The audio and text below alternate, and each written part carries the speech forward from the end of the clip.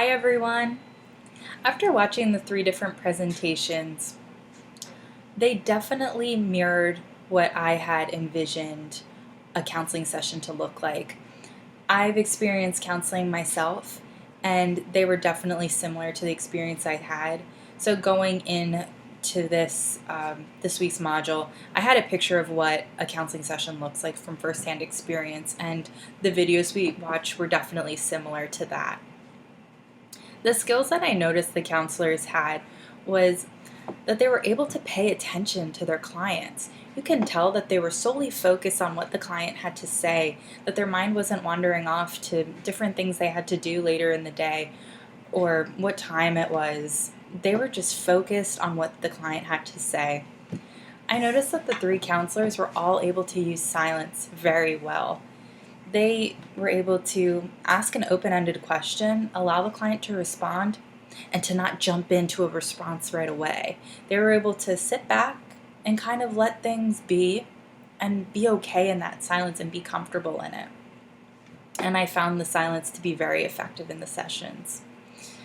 Other skills that I noticed was that the counselors were all very warm, accepting, attentive, and respectful to their clients. You could tell that there was no judgment from the counselors to the client situation. They were just there to listen and to help. So I found that there was more similarities than differences between the 3 counselors. I found that they all had the same skills, but they all used them differently. So the similarities I felt the counselors had was that they were all able to use open-ended questioning. They used positive affirmations such as head nodding and okay, yes.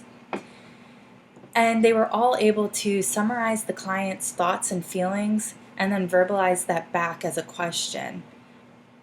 And I felt that the difference between the three counselors were that they use these skills differently.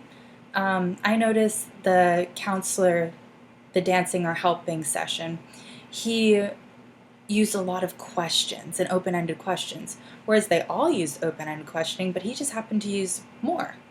And that's the differences that I saw between the 3. They all had the same skills, they just used them differently.